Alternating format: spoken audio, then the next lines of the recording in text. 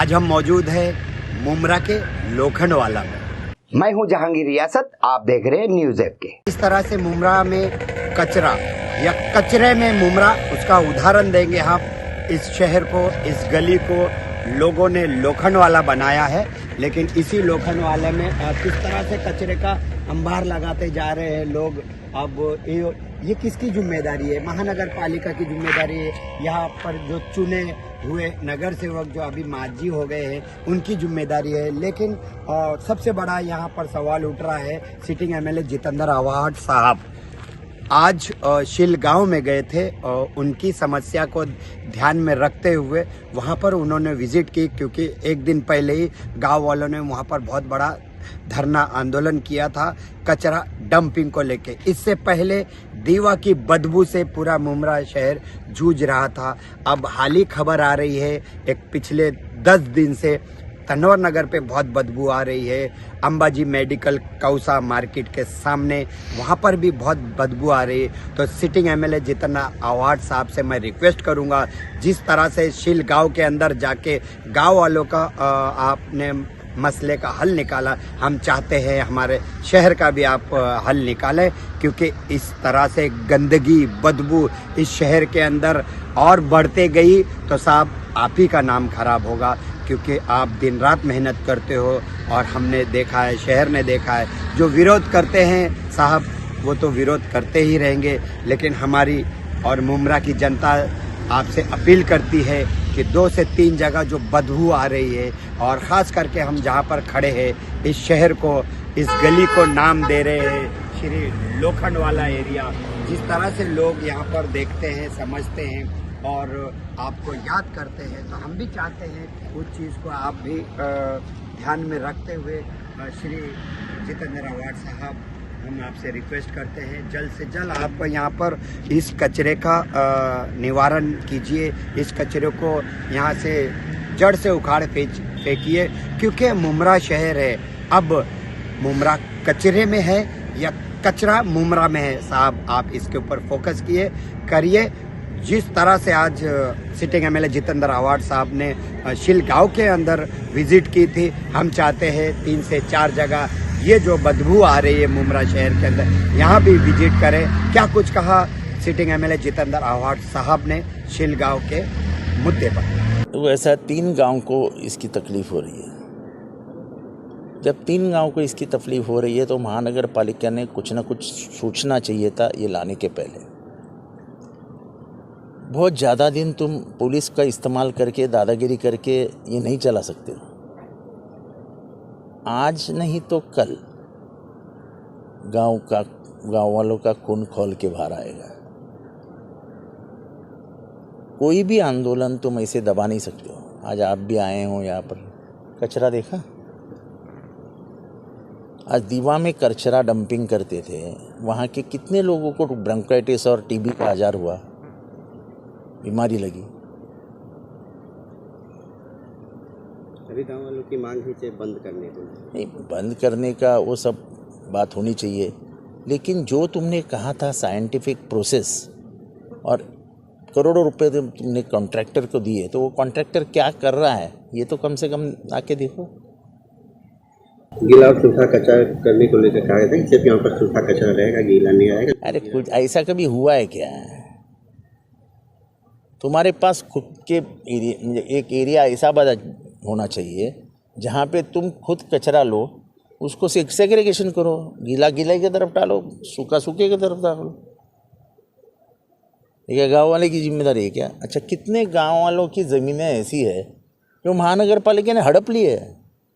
आज भी 7/12 उनके ही नाम पे है, तो महानगर पालिका दादागिरी करके कब्जा कर रही है। ये कोई बात है क्या? ये प्लान जहाँ पर लगा है भी बताया यार, किसी का 7/12 है क्या? मैं 7/12 लेके ही आया हूँ। किसके नाम से? नाव सांग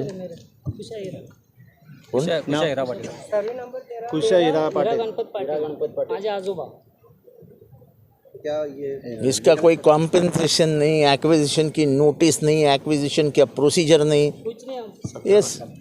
ये सिर्फ पुलिस को हाथ में पकड़ने का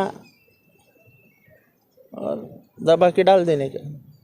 तो आपने किसी मनपा अधिकारी से ऐसा जो है बात मनपा अधिकारी बेशरम है, उनको कोई शर्म भी नहीं है। जब ये हो रहा था तब हमने कहा था कि ऐसा कभी हुआ है क्या? जो मॉडल तुम दिखा रहे हो वो मॉडल कभी चल सकता है क्या? मुंब्रा म्यूनसिपाल्टी में, अपना थाना म्यूनसिपाल्टी में सिर्फ कचरा की गाड़ी, इनसे ही पैसा खाया जाता है। कचरे का पैसा उनको बहुत प्यारा है।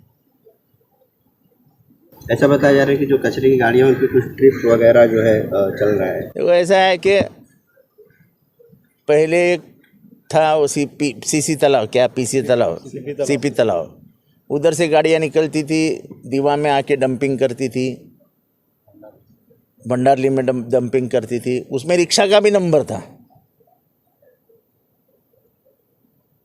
और फिर वही कचरा उठा के फिर से उधर डाल देती थी। क्या मतलब? मुझे याद है विधानसभा में रामदास कदम ने ये कहा था कि तुम्हारी कचरे की हालात जो है उसको सुधारो, नहीं तो गवर्नमेंट को तुम्हारे ऊपर केस लेना पड़ेगा। हमने नोटिस दी है, गवर्नमेंट ने ऑलरेडी थाना महानगर पालिका को नोटिस दी है। आज 40 साल हुए, शिवसेना को सत्ता में आके 35 साल हुए, हम एक कचरे का ग्राउंड नहीं बना सके, हम एक पानी का स्तोत्र नहीं बना सके कि हम पानी दे सके 24 घंटा। हम चुन के आते हैं, लोगों का हमारे ऊपर भरोसा है। ये लोग भरोसा डालने वाले भुगत रहे, फिर भी जाके वोट उधर डालेंगे। पूछो कभी आया क्या कोई नेता इधर देखने के लिए हालात? फिर भी पूछो, वोट सबके उधर ही जाएंगे। मैं ऐसा उंगली दिखा के बोल रहा हूँ, सबके वोट उधर ही जाएंगे, क्योंकि लोगों को लड़ने की आदत ही नहीं है। जो जुनून जो चाहिए ना लड़ने का, कि मुझे लड़ाई लड़नी है, वो ही हम हार चुके हैं। तो कैसे लड़ाई लड़ेंगे? आगे चल के ये बंद होने वाला है या चालू रहेगा, कैसा रहेगा? देखो, महानगर पालिका के ऊपर ये सब आधारित है। अगर ये लोग चाहेंगे तो 24 घंटे में ये बंद हो सकता है। क्या करेगी पुलिस? अगर 1000 लोग आके रास्ते पे बैठेंगे, 2 दिन की छुट्टी निकाल के 1000 लोग, बच्चे बच्चियां सब आके बैठेंगे और एक भी गाड़ी नहीं जाने देंगे, तो क्या उनके ऊपर से जाएगी क्या? पर सवाल यह है कि तुमको लड़ाई लड़नी है या नहीं लड़नी। जितेंद्र आव्हाड 1 बार आएगा, जीवनतेंद्र आव्हाड 2 बार आएगा, जितेंद्र आव्हाड 100 बार आएगा, लेकिन 101 बार तो तुमको खड़े रहने पड़ेगा ना। आज इतने बच्चे आए हैं गांव में, क्या सिर्फ इतने बच्चे हैं? 3 गांव मिलके इतने ही बच्चे हैं। क्या वजह है आखिर ना? डरते हैं बेचारे, पुलिस कुछ भी केस डाल देते हैं, पुलिस के मार से डरते हैं। पुलिस के ही डर है या फिर और राजनेताओं का भी डर? राजनेताओं का डर है ना, राजनेता बुला के दादागिरी करते हैं।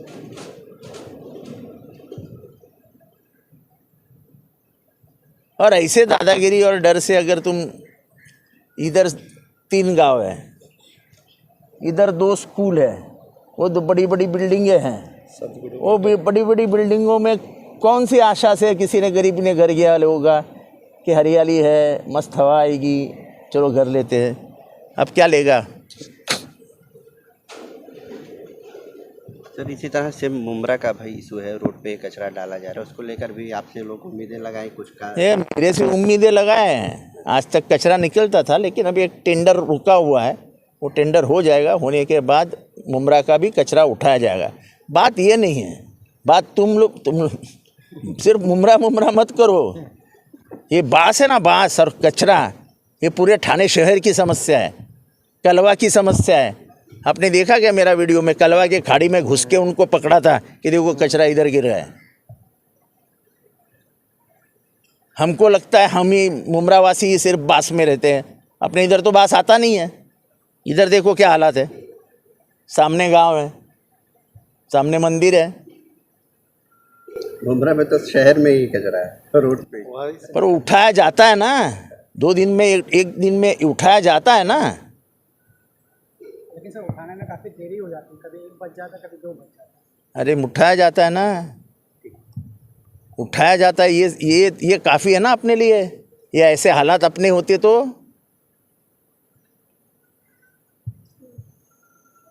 ये कोई मुमरा, दीवा, ये दहीसर, ये ऐसा लड़ाई नहीं है। लड़ाई प्रदूषण की है और वो पूरे ठाणे शहर की है।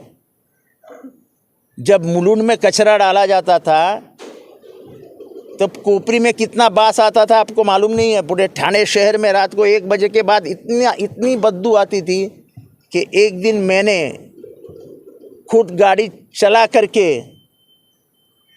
मुलुंड के कचरे की ट्रक मुंबई महानगर पालिका के तक लेके गया और उधर मुंबई महानगर पालिका के दरवाजे पे डाउनलोड कर दिया। आंदोलन करने की हमारे में है खुजली, पर उसको साथ भी मिलना चाहिए ना। एक दिन अंदर था जेल में मैंने तो जज से खुद कहा था कि इनका जो टाइम लिमिट है कचरे का वो ख़त्म हो चुका है, फिर भी कचरा डाल रहे। जब तक ये कचरा रोकोगे नहीं तब तक मैं जामीन नहीं लूँगा। मुमरा बहुत साफ सुथरा है भाई, देखो ये हालात देखो जरा है। मैं हूँ जहांगीर रियासत, आप देख रहे हैं न्यूज़ 8।